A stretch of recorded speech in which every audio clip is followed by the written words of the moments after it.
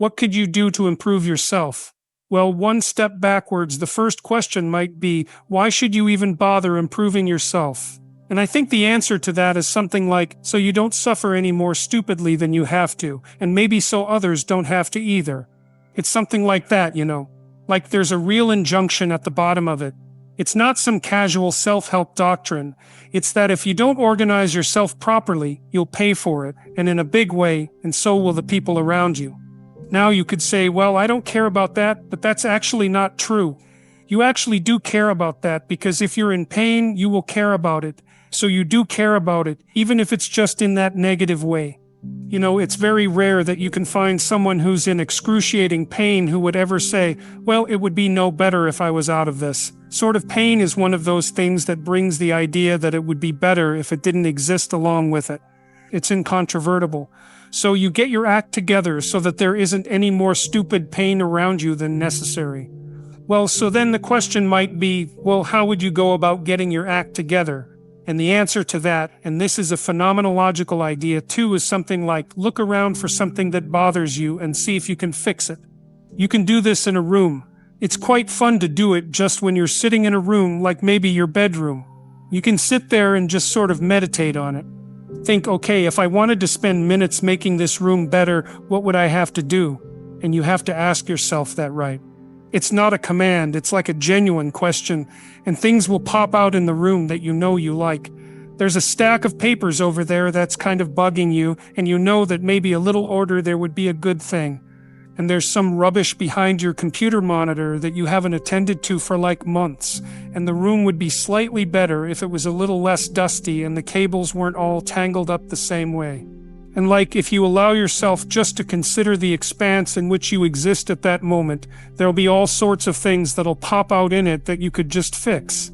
And I might say, well, if you were coming to see me for psychotherapy, the easiest thing for us to do first would just be to get you to organize your room. You think, well, is that psychotherapy?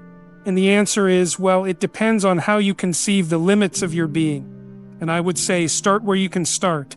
If something announces itself to you, which is a strange way of thinking about it, as in need of repair that you could repair, then hey, fix it. You fix 100 things like that, your life will be a lot different. Now, I often tell people too, fix the things you repeat every day, because people tend to think of those as trivial, right? You get up, you brush your teeth, you have your breakfast, you have your routines that you go through every day. Those probably constitute most of your life. And people think, well, they're mundane. I don't need to pay attention to them. It's like, no, that's exactly wrong. The things you do every day, those are the most important things you do, hands down. All you have to do is do the arithmetic. You figure it out right away. So adjustments to your broader domain of being. And there's a lot less rubbish around and a lot fewer traps for you to step into. And so that's in keeping with Jung's idea about erasing the once you've got your mind and your emotions together, and once you're acting that out, then you can extend what you're willing to consider yourself and start fixing up the things that are part of your broader extent. Now, sometimes you don't know how to do that. So you might say, imagine you're walking down the street, and there's this guy who's like alcoholic and schizophrenic and has been on the streets for years. He sort of stumbles towards you and incoherently mutters something. That's a problem, and it would be good if you could fix it, but you haven't got a clue about how to fix that. You just walk around that and go find something that you could fix, because if you muck about in that, not only is it unlikely that you'll help that person, it's very likely that you'll get hurt yourself. So, just because while you're experiencing things, they announce themselves as in need of repair, doesn't mean that it's you right then and there that should repair them. You have to have some humility. You don't walk up to a helicopter that isn't working and just start tinkering away with it. I like the idea of the room because you can do that at the drop of a hat. You go back to where you live and sit down and think, okay, I'm going to make this place better for half an hour.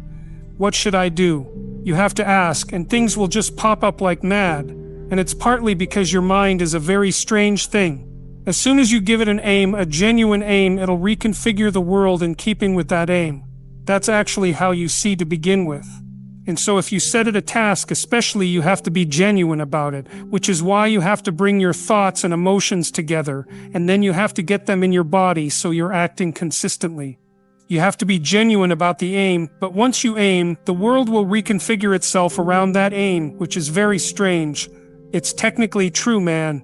If you can get one thing through your head as a consequence of even being in university, that would be a good one. You see what you aim at. And so, because one inference you might draw from that is, careful what you aim at, right? What you aim at determines the way the world manifests itself to you. And so if the world is manifesting itself in a very negative way, one thing to ask is, are you aiming at the right thing? Now, I'm not trying to reduce everybody's problems to an improper aim. People get cut off at the knees for all sorts of reasons. They get sick, they have accidents, there's a random element to being, that's for sure. And so you don't want to take anything, even that particular phrase, too far. You want to bind it with the fact that random things do happen to people. But it's still a great thing to ask. People think of God as the joke is a cosmic butler. You pray to have your wishes granted. It's like he's not a genie. You want to pray, it's like pray about your stupidity. Here's a prayer that'll work for sure. You want to see if prayer works. Here's one, this will work. Sit on the edge of your bed, ask yourself, what bloody stupid thing do I continue to do that's making my life more miserable than it has to be and everyone else's life around me that I could give up, that I would give up? But you have to really want the answer.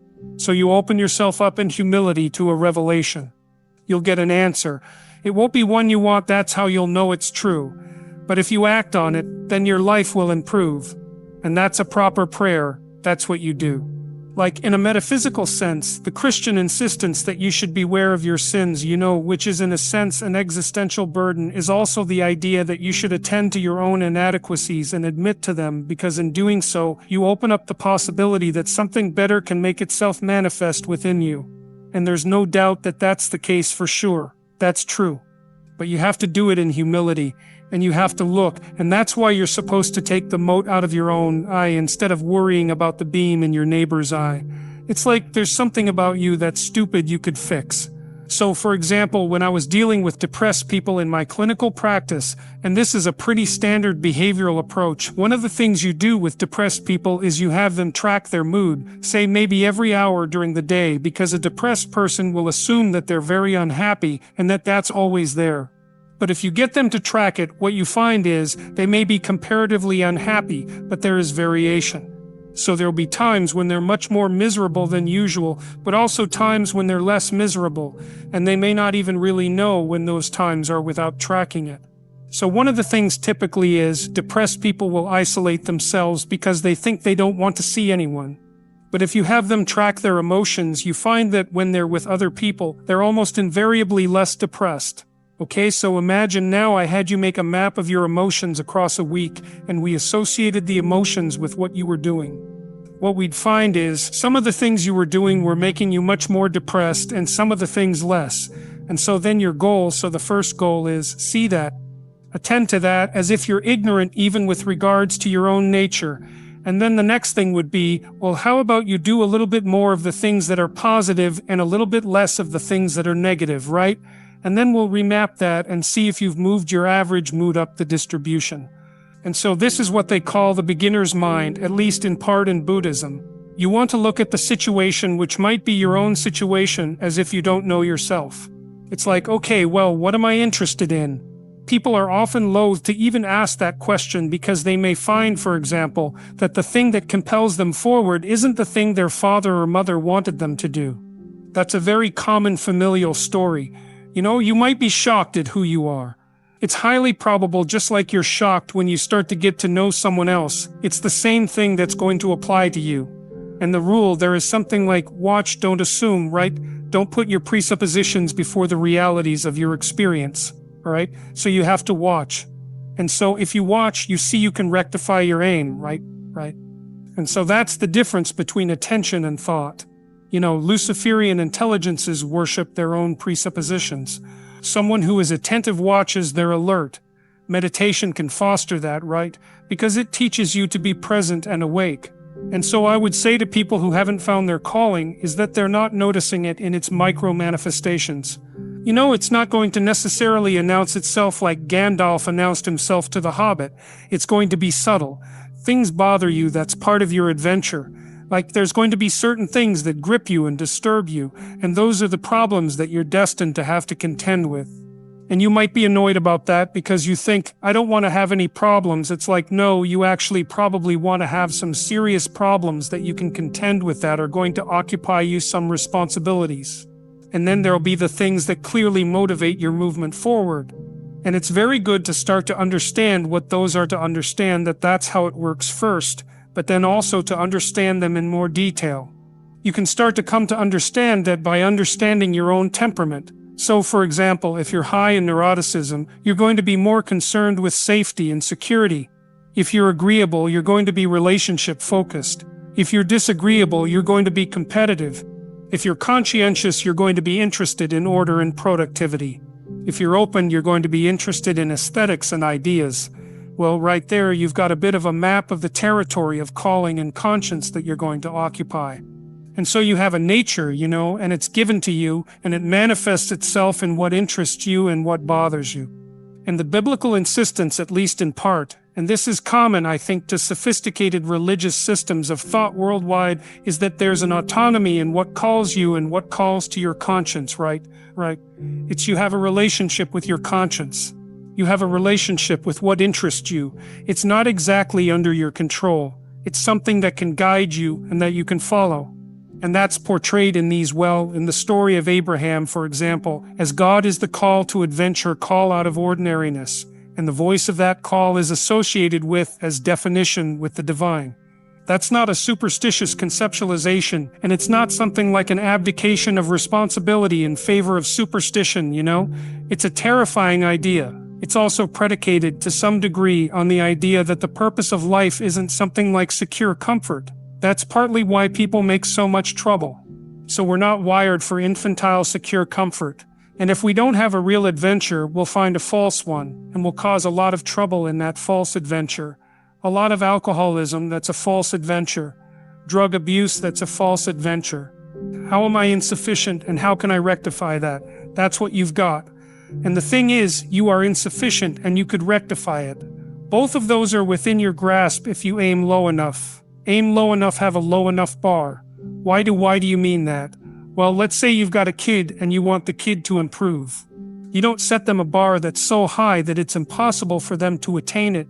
You take a look at the kid and you think, okay, this kid's got this range of skill. Here's a challenge we can throw at him or her that exceeds their current level of skill, but gives them a reasonable probability of success.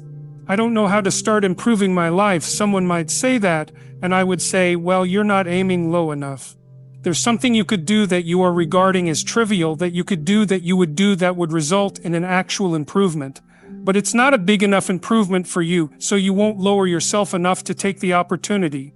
Well, what do you do when you go and lift weights? You don't go like, if you haven't bench pressed before, you don't put 300 pounds on the damn bar and drop the bar through your skull. You think, look, when I started working out when I was a kid, I weighed about 120 pounds and I was a thin kid and I smoked a lot. I wasn't in good shape. I wasn't in good physical shape. And I went to the gym and it was bloody embarrassing, And people would come over and help me with the goddamn weights. Here's how you're supposed to use this. It was humiliating. And maybe I was pressing 50 pounds or something at that point. But what am I going to do? I'm going to lift up 300 pounds and injure myself right off the bat. No. I had to go in there and strip down and put my skinny goddamn self in front of the mirror and think, son of a, there's all these monsters in the gym who've been lifting weights for years and I'm struggling to get 50 pounds off the bar. Tough luck for me. But I could lift 50 pounds, and it wasn't very long until I could lift 100, and well, you know how it goes. But I never injured myself when I was weightlifting. And the reason for that was I never pushed myself past where I knew I could go. And I pushed myself a lot. I gained 50 pounds of muscle in about 2 years in university. But there's a humility in determining what it is that the wretched creature that you are can actually manage. Aim low. I don't mean don't aim, and I don't mean don't aim up.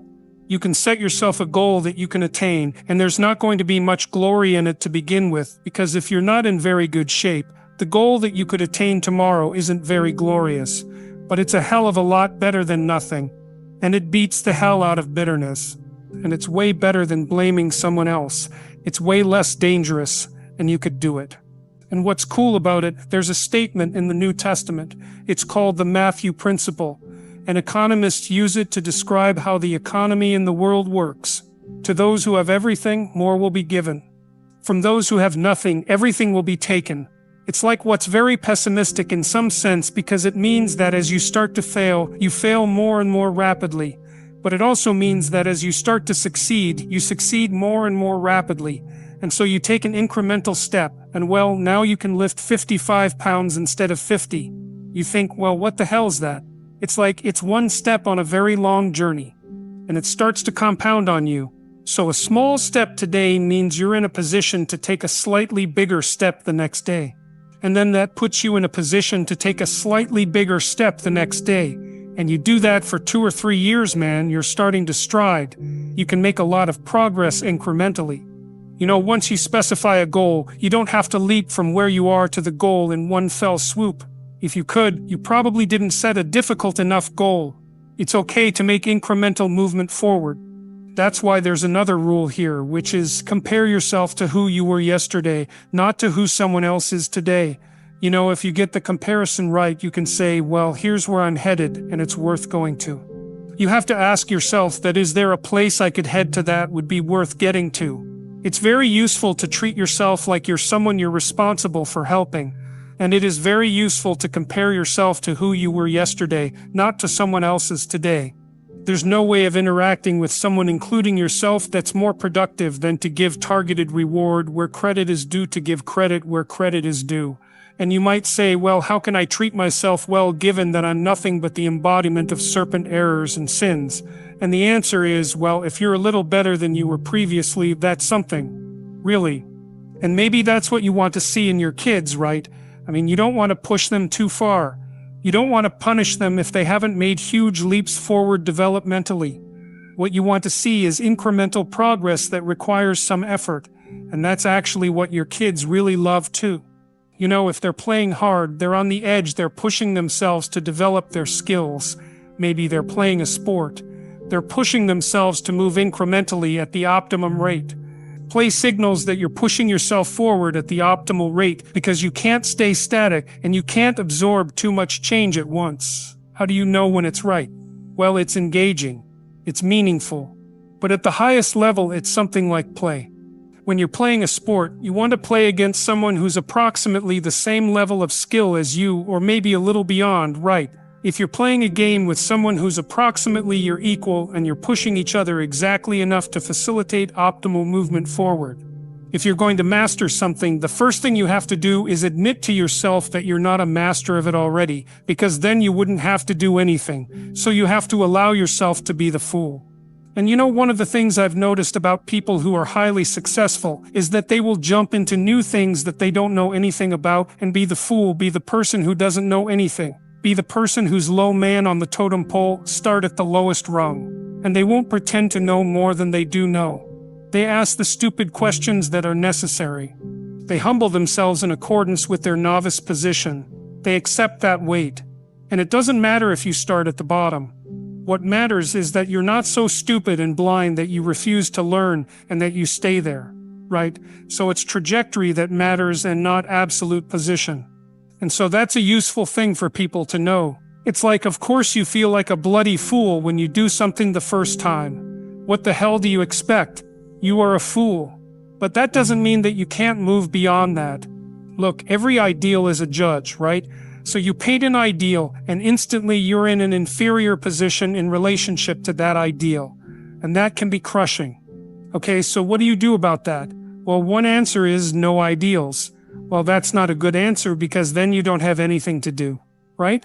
So, and that deprives you of a main source of pleasure, which is observed generated as a consequence of observed movement towards a valued goal. So if you have a high goal and you see any movement towards it, there's a really powerful potential kick there, so you don't want to dispense with that. But then if you set up an ideal, it can judge you very harshly. So then you have to rearrange your reward philosophy, and instead of punishing yourself as a consequence of perceived distance, you reward yourself for incremental movement forward. And that's not just theoretical. Look, I was stopped by 3 guys on the street this week, 3 separate occasions, and they all told me the same thing. They had read or something I wrote or listened to something or watched something and that it had been helpful. And whenever anybody says that to me, I always ask them, okay, exactly what was helpful and what changed, because I want to know what's helping so that I can understand the target and hit it better. All 3 of them said, I stopped comparing myself to other people, so I stopped comparing what I didn't have to what other people had. I left that off the table, and then I started to reward myself for improving over what I was yesterday. That's profound change because it means that you actually get your reward structure transformed. And that's a big deal because that's your source of positive emotion and enthusiasm, encouragement, all of that. So now you can start to encourage yourself for genuine improvement. And it's also pragmatically extremely intelligent because incremental improvement repeated is virtually unstoppable. Like the hallmark of behavioral therapy, that idea, because what a behavior therapist does is, you come and you say to me, things aren't the way I want them to be. And then I say, well, how would you like them to be? And how are they not that? So we lay out the problem, the territory. And then the next thing we do is lay out a trajectory, which is, okay, well, here's something. You're lonely, you don't have a partner. Okay, so what are incremental movements you can make towards that goal that you would do that would be helpful? And so maybe you negotiate with a person, that's what you do if you're a reasonable therapist, and you say, well, look, why don't you decide as a consequence of the conversation, why don't you write out a description of yourself for a dating site? Don't post it or anything, just write it out. And then let's see if you actually do that. And so then the person comes back next week and they say, I did that. And not only that, I posted it. And you say, great. What's the next step? Or they say, geez, I just kept avoiding that. And then you say, okay, well, we need to break that down. You avoided it well. Could you write 1 sentence about who you are right now while you're sitting here? And sometimes they can do that right away, or sometimes they can't. And then you make a micro-analysis of that. And what you do is, you reduce the magnitude of the move forward until you hit the point where you actually will do it. And that's like the secret to good negotiation as well. If you're negotiating with your wife, maybe you want one of her behaviors to change, or obviously she has to be on board with that. And hypothetically, that's going to be a reciprocal process. But what you want to do is find a small improvement that is measurable, that's implementable, that will be implemented, that you can then reward. That's how you can have your ideal. You can have whatever ideal you want as long as you're willing to reduce your movement forward to achievable increments. But that's okay because they compound. And I really learned this as a therapist. It was one of the things that was so fun about being a therapist is you can take someone through this process and start them on just the tiniest goal, and it just seems trivial, but they'll do it. And then they start moving faster and faster after that point on once the direction has been established. And people make incredible improvement over not unreasonable spans of time, a few months, maybe a few years, but which is not nothing, but it's not decades, Aim high, but reward yourself for small incremental improvements, especially ones that repeat every day.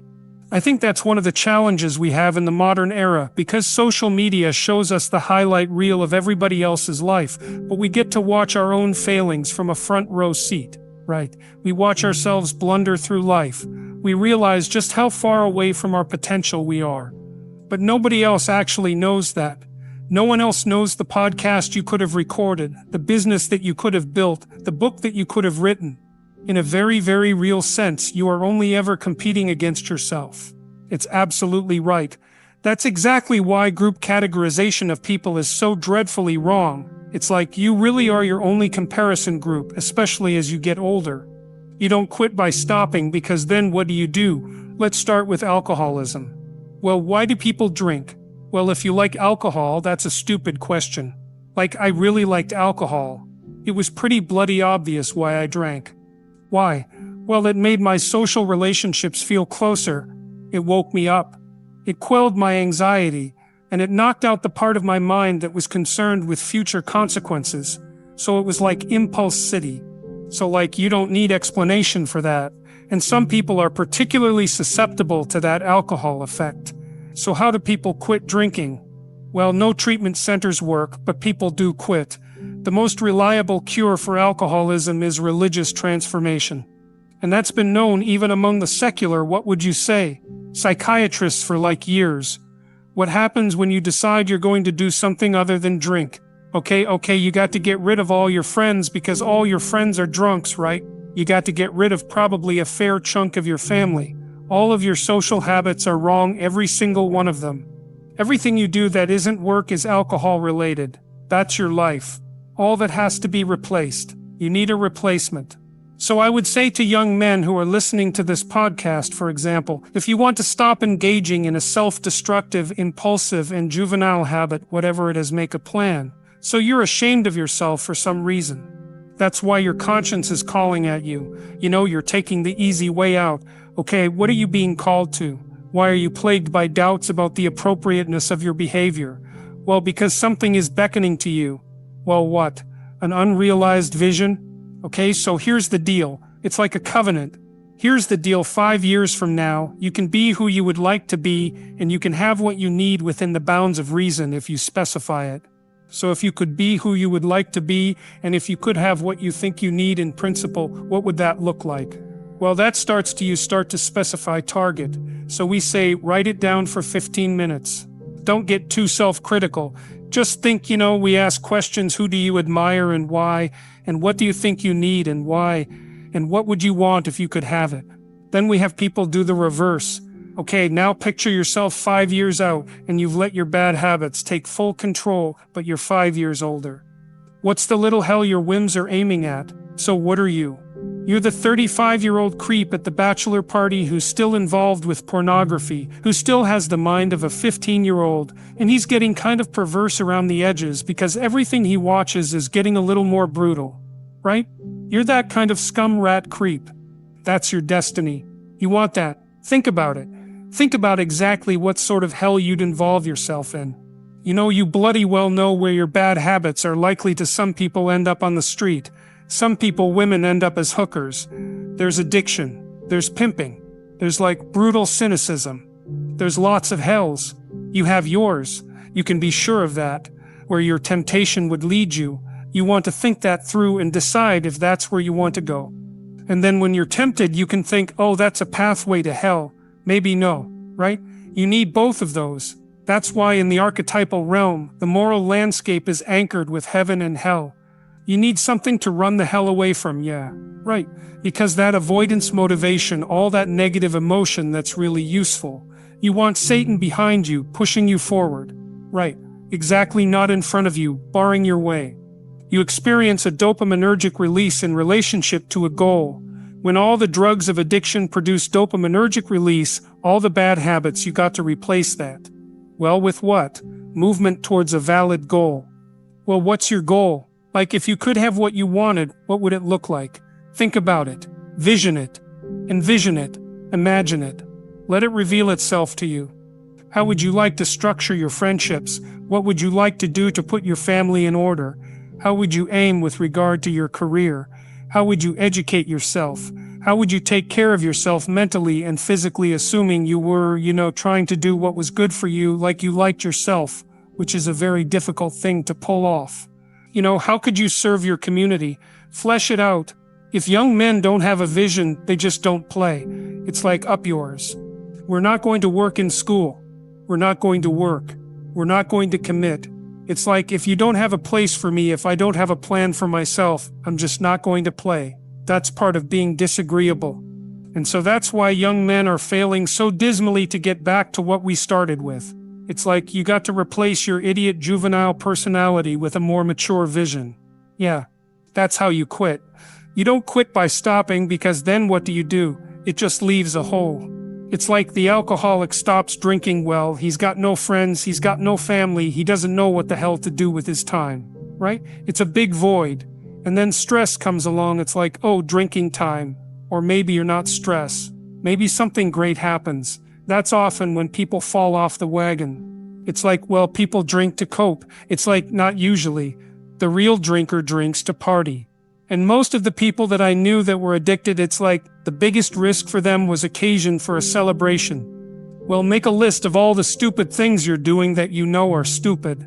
Yeah, right? Everyone can do that. It's like, what's making your life not as good that you're doing? Yes.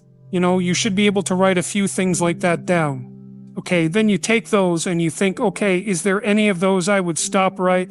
And then you start with that and you make a commitment. So for example, in the biblical stories, when Abraham, this happens very frequently when someone attends to the call of God. So when Abraham attends to the call of adventure, because that's how God's represented in the story of Abraham, the first thing he does is he agrees to leave his comfort zone. He leaves his tent. He leaves his father's wealth. He's 75 years old. He's never been out in the world. He decides to go out. He builds an altar and he consecrates it to God. What does that mean? Well, it means that part of the adventure is upward aim. You consecrate yourself to that. You make a decision. This happens. This is what people do when they decide that they're going to change their life. It's like, oh, I'm doing something wrong. I'm going to try to aim up. Okay, well, you're blind and stupid and sin-ridden, and so how do you know what's up? Well, you probably don't, but you might know something about what's down, right? So you can start with prohibitions. That's why the 10 Commandments are basically prohibitions, right? They're not how to climb to heaven, they're how to stay away from hell. You do this in therapy with people. It's like, okay, you're miserable. Well, what is it that you're doing that's contributing to that misery as far as you're concerned, right? This is your own judgment that you can identify that you would take responsibility for and that you would be willing to work on changing.